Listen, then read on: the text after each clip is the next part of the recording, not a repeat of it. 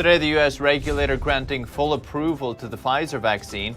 It's the first to get such a clearance. It was only available under emergency use authorization till now. And business growth is slowing this month as supply chain problems persist and demand cools off. We talked to an American manufacturer. And two vital money transfer firms have stopped all services in Afghanistan. Financial institutions are worried about accidentally giving money to the Taliban. That and much more, coming up at NTD Business. Good evening, great to have you with us. I'm Paul Graney. The Food and Drug Administration has granted Pfizer's COVID-19 vaccine full approval, well, for those 16 years and older. It's the first shot to receive approval in the country. The vaccine was previously available in the U.S. only under emergency use authorization. The FDA says it's determined the vaccine's known and potential benefits outweigh its known and potential risks, including side effects. The approval drew both support and criticism. President Biden says it should give added confidence that the vaccine is safe and effective. Those who've been waiting for full approval should go get your shot now. The vaccination is free, it's easy, it's safe, and it's effective. However, one senior editor of the British Medical Journal says the FDA should have demanded controlled studies with long-term follow-up before granting the approval. Also, while the FDA approved Pfizer's vaccine, regulators also said they're determined that increased risks of heart inflammation following the shot, particularly within the 7 days following the second shot. It could also open the door for more vaccine mandates. Biden today calling on companies to step up vaccine requirements, saying they should follow the federal government's lead in mandating employees get vaccinated. Today I'm calling on more companies, I should say, in the private sector to step up with vaccine requirements that'll reach millions more people. If you're a business leader, a nonprofit leader, a state or local leader who has been waiting for full FDA approval to require vaccinations, I call on you now to do that, require it. Pfizer's vaccine is the most commonly used in the U.S. Over half of those who've been fully vaccinated got Pfizer's shots. And it may only be August, but you might want to get an early start in holiday shopping and expect to cough up a little extra dough this year. The shipping crisis could mean higher prices for shoppers and retailers. Americans have never imported as much as they are during the pandemic. This has caused shipping delays, product shortages, even higher costs. And there are other things making the problem even worse. A terminal in China just reopened after shutting down due to the virus. That caused bottlenecks and other delays for shipping lines. There's also a truck driver shortage in the U.S. and in the U.K., so air terminals are also receiving excessive freight. U.S. airports like Chicago have delays up to 2 weeks to collect that cargo.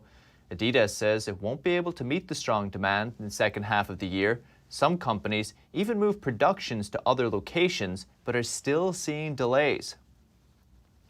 And the problems are showing up in the data too. U.S. business activity growth slowed for a second straight month in August, weighed down by supply chain disruption, hiring difficulties, even softer consumer demand. Data firm IHS Markit says its composite PMI index fell to 54.4 this month. That's the lowest reading since December. The index tracks both manufacturing and service sector activity, and the separate gauges for both sectors both fell more than expected in July. The report blames the slowdown on shortages of raw materials and labor, along with weaker demand driven by possibly the spread of the Delta variant and/or stimulus wearing off. Shortages are also fanning inflation. Prices paid by services companies and manufacturers rose, with factory input prices hitting another record high. Kerry Smith is an American manufacturer who sold his business Big Ass Fans for $500 million. Now, he invests in companies and encourages them to manufacture here in the States. I asked him what problems he's seeing right now. One of the problems that we're facing is the supply side, and we always try to manufacture everything here in the States. As a matter of fact, we're working on some components right now for the Vosk hand sanitizer unit, which is one of our new companies. And it's interesting because when you have a startup, naturally you have no history of what your demand's going to be. And I was just told, gosh, on Friday, that the electronics, with the electronics pieces, that we face a 6-month lead time, which is totally ridiculous. And especially with the startup, because you have no idea of what your actual demand's going to be over a period of time. So anyway, we have to order, for 10,000 pieces, which is significantly more than what we anticipated. But I mean, you have to do what you have to do. Can I ask, Mr. Smith, is this because this specific manufacturer, the demand for these particular chips has just increased so much that they can't manufacture enough, or what reason are they giving you? Well, it's because they're in such demand right now, and so I mean, we have to get in line. And again, it being a startup, has no history with this, and the order is not that big. I mean, 10,000 may sound like, a lot, but it's not. I mean, not when these fellows are making chips for, million piece orders. We get way in the back of the line, and so it's a problem. And it just indicates, it certainly came home to me. I mean, I preach this all the time, but some of these components you simply cannot find in the States. I mean, the U.S. simply has not manufactured them for a long, long time. We may have invented them, but we don't manufacture them anymore. We hear complaints as well from manufacturers about difficulty finding help, from finding workers and labor. Are you facing any of these? We aren't.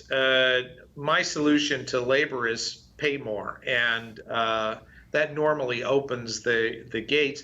And as a matter of fact, I think people are actually, more manufacturers are realizing that and are increasing the pay. There are some indications that there are certain components, certain factors, certain demographics in what would normally be the workforce are being a little bit slow about coming back. And there's not a day that goes by that you don't read about, workers they're not going to go into the office anymore. They're going to work from their couch, apparently, which we'll see about that. I mean, I think it might slow it down a bit, but I don't think so, not in the long run. So, how about, we heard a lot last year about automation, for either health reasons or for whatever reasons, people were going to start automating. How easy or difficult is it to do in manufacturing? It's hard. These things take a lot of time. I mean, if you wanted to, we have used robots on various manufacturing lines in the past. It's takes a lot of work, takes a lot of programming. Again, you have to have some idea of what your demand's going to be, and these are typically startups. It's a little rough. It's not as easy as you might think it is, and it takes 6 months, 9 months to get something in motion, and that's assuming that you can get the robots. Kerry Smith, Unorthodox Ventures. While there was poor data on the manufacturing and services side, investors got some positive news on the housing side. Existing home sales rose for the second straight month in July as inventories improved moderately. Prices actually slipped. Home resales, which account for the bulk of U.S. home sales, rose 2% from June. The median sales price fell from June's record level, but was still up about 18% from a year earlier. The data comes ahead of the Fed's annual meeting at Jackson Hole, Wyoming later this week. Investors will be looking out for any clues on how soon the central bank may curtail its easy money policy that helped fuel the economic rebound, but many would argue boost the stock market and the housing market. And Wall Street rallied today, the Nasdaq reaching an all-time closing high, gained 228 points, over 1.5%. Dow rose 216 points, about 0.6%. The S&P 500 closed just shy of another record high itself adding 38 points, about 0.9% today. And GM is recalling another 73,000 Chevy Bolts. Now, the firm that made the batteries, LG Chem, is watching its share price tank in Korea. That's just as it plans to list here in the US. NTD's Patrick Hayden has the details. Shares of South Korea's LG Chem sank nearly 10% on Monday in the wake of a recall involving batteries it makes for General Motors. It's a huge blow for LG Chem, currently preparing an IPO for the unit that makes the batteries, which are used in electric vehicles. Analysts now expect the LG Energy Solutions listing to be delayed. GM announced last week it would recall an extra 73,000 Chevrolet Bolt electric vehicles, citing what it called battery manufacturing defects. That came about a week after a fire involving a Volkswagen vehicle carrying one of the batteries. GM said the recall would cost $1 billion and that it would seek reimbursement from LG. GM's recall comes 6 months after a similar move by Hyundai, also involving LG batteries. In February, South Korea's Transport Ministry said a joint investigation with LG Energy Solutions and Hyundai found defects in battery cells at the LG Energy Solutions factory in China. The investigation is still ongoing. GM said its recall covers vehicles beginning in the model year 2019 and that it would indefinitely halt sales of the Chevy Bolt. Meanwhile, LG Chem said it was working to ensure a smooth recall. Batteries are a massive component of earnings by the wider LG group. LG Chem earned 40% of its operating profit from batteries, including EV batteries, from April to June. Patrick Hayden, NTD News. And PayPal will allow customers in the UK to buy, sell and hold Bitcoin and other cryptocurrencies starting this week. The rollout is the first international expansion of its crypto services outside of the United States. It could help further mainstream adoption of the digital assets. Customers will be able to buy 4 cryptocurrencies through their PayPal wallets online or on the mobile app. And PayPal hopes its foray into the new digital asset class will encourage global use of virtual coins and prepares network for the new digital currencies that could be developed by corporations or even central banks. Bitcoin slipped a bit today after rising above $50,000. That was the first time it broke 50K since May. And billionaire Richard Branson's Virgin Orbit is going public through a merger with a SPAC or shell company. The deal values it at $3.2 billion. The small satellite launch service provider is combining with NextGen Acquisition Corp. 2 for the deal. SPACs use capital they raise through an IPO to merge with a private firm and take it public. Virgin Orbit spun off from Branson's space tourism company Virgin Galactic in 2017, reached space for the first time in January when it delivered 10 NASA satellites to orbit. Virgin Orbit is among the frontrunners in a new breed of firms building mini satellite launch systems. The company is led by former Boeing executive Dan Hart. Virgin Orbit will list on the NASDAQ. And the United States has enlisted 6 commercial airlines to help with Afghanistan evacuation operations, but the additional aircraft won't touch down in Kabul. The Pentagon said Sunday it called up 18 civilian aircraft from United, American, Delta, and others. They'll collect people from temporary locations after being transported out of Afghanistan. President Biden said the flights would bring people from staging locations like Germany to the United States or a third country. He says the program is in its initial stage. It's only the 3rd time the U.S. military has employed civilian aircraft and just highlights the difficulty Washington is having carrying out the evacuations. Thousands of people are reportedly still waiting outside the airport in Kabul. And now that the Taliban is running Afghanistan, financial firms don't want to give them any money. 2 major money transfer services have suspended payments in the country while American banks analyze the situation and consider their options. NTD's Colin Fredrickson reports. Afghanistan could become a financial pariah like North Korea. Financial institutions are scrutinizing and ending business within the country, unwilling to give any funds to the Taliban. I would expect that the U.S. would freeze the international reserves and make them inaccessible to the Taliban.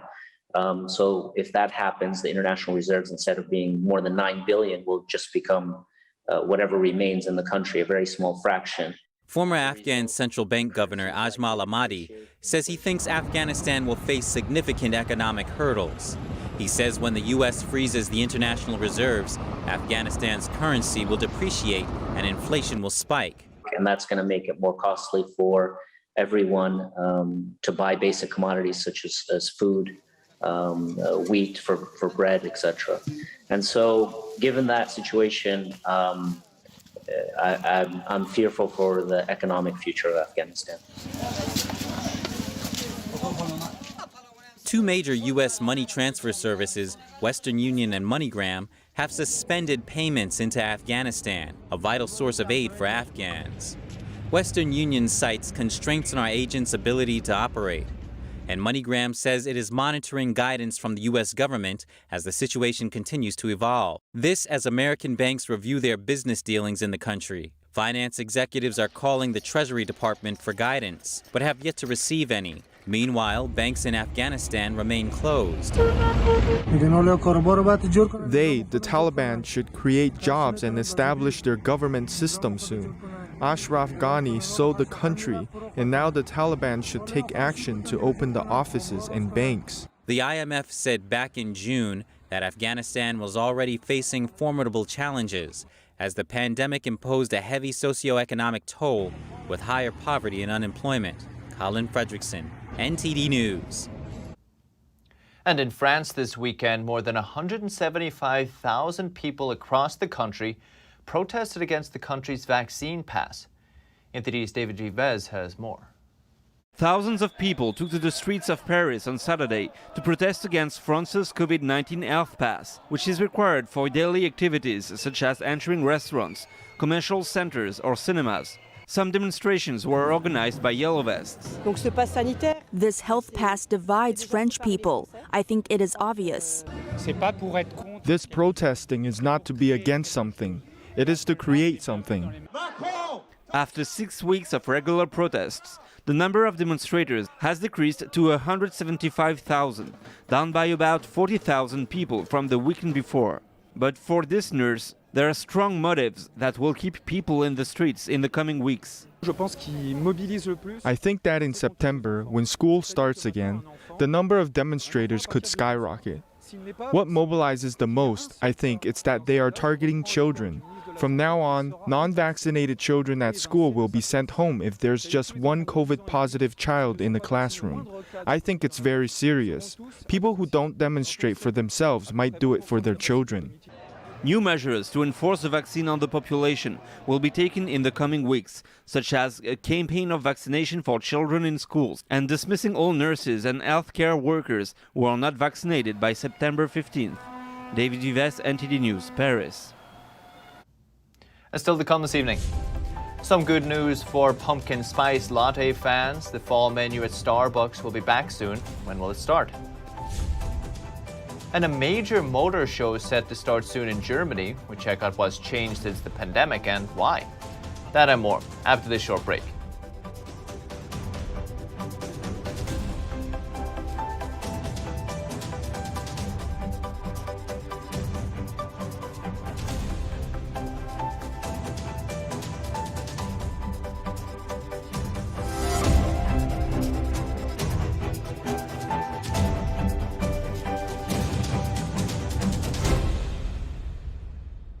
Hello, I'm Mike Lindell, inventor of MyPillow. Thanks to your support, you've helped make MyPillow become one of the fastest growing companies in America. I'm interrupting this commercial right now. Retailers have canceled MyPillow, and to thank you for your support, I'm going to pass the savings directly on to you. For example, you get my 6-piece towel sets, regular $109.99, now only $44.98, or MyPillow dog beds for as low as $19.99 with your promo code. Secure, the true solution for your digital privacy and security. Secure is a private and secure messaging and email solution hosted in Switzerland, using military-grade encryption and Swiss privacy laws, giving you true privacy. Secure is 100% private and does not collect or sell any of your personal data. Secure's Helix technology connects you securely to our Swiss servers without the need of a VPN. guaranteeing privacy and security for all your communications. Secure Messenger doesn't require your phone number or any personal data that hackers target. Chat by Invites allows you to chat privately and securely with anyone outside of your secure network without the need for others to download Secure. Secure Send offers you a private and secure way to email anyone outside of Secure. You won't find this level of privacy or security on any other email or instant messaging application. Visit secure.com. Regain and protect your privacy today. 90% of news outlets in the United States are controlled by 6 corporations. They're not out to tell you the truth of what's happening. They're out to tell you the picture of the world that they represent. The mission of the Epoch Times is to chase the truth, to ground all statements in facts, and prevent people from being misled. This is a battle between truth and deceit. Subscribe today and join the Americans who are seeking truth and tradition. We'd love to have you on board.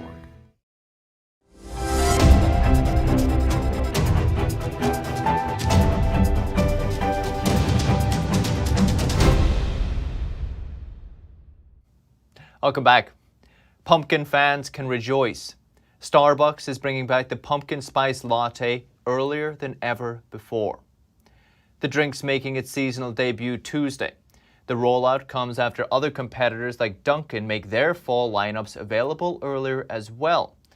Dunkin' brought out its pumpkin drinks last Wednesday, and also making a return Tuesday at Starbucks is the pumpkin cream cold brew, a pumpkin scone, and pumpkin cream cheese muffin. Starbucks has sold more than 500 million pumpkin spice lattes since the introduction back in 2003. There you go. And just one new movie cracked the top 5 at the weekend box office. But how high did it manage to debut? We're bringing the early weekend estimates. The Aretha Franklin biopic Respect took 5th place with $3.8 million. Don't Breathe 2 fell from 2nd to 4th on ticket sales of $5.1 million. $6.2 million gave Jungle Cruise 3rd place and a domestic total of $93 million. Chase, it's all up to you. Use the winch in your pup pack to get the driver and bring him to safety. Chase is on the case. Paw Patrol the movie about a puppy search and rescue squad debuted in 2nd place with $13 million. Go, let's go. Come on, bud. Closer. There he is. Blue shirt guy. Blue shirt. Yes. Free Guy racked up the high score for a 2nd straight weekend. The comedy adventure set in the world of a video game topped the chart with $18.8 million for a 10-day total of $59 million. And check out this breathtaking panorama of Mars. NASA says its Curiosity rover took 129 individual images while it traveled up the side of Mars's Mount Sharp. The detailed compilation shows a 360-degree view of part of the red planet's Gale crater, including Rafael Navarro Mountain, named in honor of a late NASA scientist. NASA says the panorama reveals an ancient environment that has dried up over time. They believe the rocks will tell them how this once wet planet changed into its rocky, dry land that is today. And students in a remote fishing village in Chile will soon have Elon Musk's Starlink satellites beaming in internet access. Lisa Bernhard takes us there. In the small fishing hamlet of Sotomo, Chile, more than 600 miles south of Santiago, 7-year-old Diego Guerrero travels by boat to school each day with his dad, Carlos, the two often battling wind and rain to get there. It's a remote existence, with Sotomo itself reachable only by water, its rocky coastline dotted with brightly colored wooden and tin houses inhabited by the hamlet's mere 20 families who make their living catching mussels and fish to sell at market some 5 hours away. But on a recent day, Diego and his schoolmates found themselves connected to the world in a way they could never have imagined. Their school was chosen as one of 2 places in Chile to receive free internet for a year, part of a pilot program run by billionaire Elon Musk. Using tablets provided by the Education Ministry, the school's 7 pupils can tap into online learning, watch films, take virtual museum tours, and make video calls to children in other schools. Now we can play on tablets, do homework on tablets and those sorts of things. Every day the teacher lends us tablets to find homework as well as games so that we're not bored. The program is run by satellite company Starlink, a division of Musk's SpaceX, which aims to roll out 12,000 satellites to provide broadband internet services around the world with a focus on remote areas. The signal is received via a satellite dish installed on the school's roof, which transmits through a Wi-Fi device to most of its facilities. Eventually, the plan is to extend it to the rest of the hamlet. It only works from noon to midnight due to a limited supply of diesel for the generator that supplies power to Sotomo.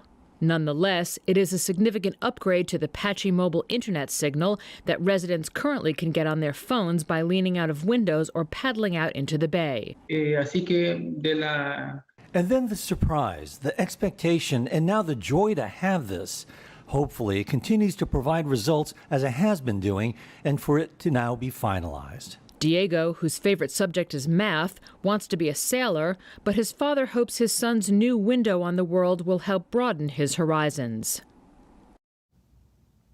And the International Motor Show, the IAA, will be held in Munich, Germany for the first time this year. This year's show will be a hybrid with both in-person and online visitors. NTD's Orient Pastor has the story. It's the first large-scale motor show in Europe since the start of the pandemic, and it's going to start next month. Autonomous driving is expected to be at center stage. 100 world premieres and more. We will present autonomous driving in a way that can be really experienced for all participants here in Munich. As is tradition at the IAA, German manufacturers will be heavily represented, but international brands will be there too. Of course, the German brands like Audi, BMW, Mercedes, but also international ones like Cupra, the Seat subsidiary Dacia, Renault. This year's IAA is also being built as the biggest bicycle event in Europe. But veterans of the Frankfurt Motor Show might be surprised that many car manufacturers have decided not to attend this year. Lamborghini, Bentley and Skoda are not expected to be at the show. It's not just coronavirus, there's the computer chip shortage, there's huge difficulties developing vehicles under all the restrictions they've had. There's huge difficulties selling the vehicles. For all the people attending the show in person, there will be a mask mandate as well as a requirement to show either a proof of vaccination or a recent negative COVID test. We want to make sure that this event is risk-free and safe. And actually, we can say from the start of the ER Mobility 2021 was planned under pandemic conditions. The show, which is held every 2 years in Germany, will run from September 7 through September 12. Arian Pastar, NTD News. That's the latest business updates for today, but you can still catch NTD Evening News with Stephanie Cox at 6:30 p.m. Eastern. For NTD Business, that's all for today. Thank you for watching, and we'll see you tomorrow.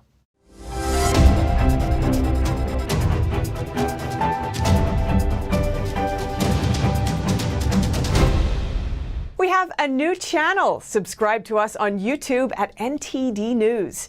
Get the highlights of our news broadcast and the most important headlines that we curate especially for you. Don't let YouTube decide what information you get. That's your choice. YouTube is deleting our videos and cuts you off from a source of honest reporting. Make sure you don't lose access to NTD's news content, and take a quick moment to subscribe to our newsletter so no matter what happens here, you'll keep your access to a trustworthy news source.